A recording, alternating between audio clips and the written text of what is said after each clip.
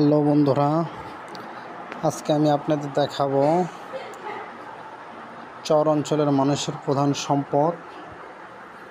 দেখেন, চর অঞ্চলের মানুষের প্রধান সম্পদ হলো গবাদি পশু। আর একজন মানুষেরই কতগুলো গবাদি পশু, দেখেন ভেড়া। এখানে না হলেও 100 থেকে 200 সামথিংয়ের মাঝামাঝি হবে। ভেড়া তো আছে, মানে গরু রয়েছে। এদের পিছনে সেরকম খরচ নেই, শুধু একজন রাখাল রেখে দিয়েছে সারা বছরের মনে।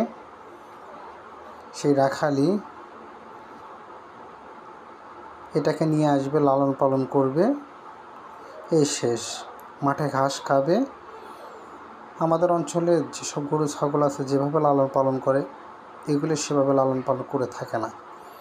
এরা মাঠে নিয়ে এসে ছেড়ে দেয়, সারাদিন খাবে, দিন শেষে আবার রাখাল ঠিক সন্ধ্যার দিক নিয়ে যাবে, যার যার বাড়িতে চলে যাবে। সেরকম কোনো কষ্টই নেই। আর এখানে পর্যাপ্ত পরিমাণ ঘাসের পরিসীমা রয়েছে।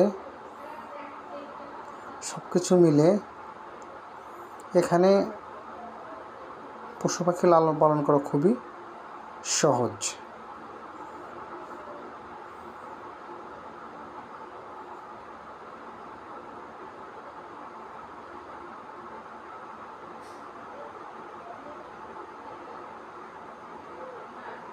দেখেন কি পরিমাণ ঘাস আর ঘাস।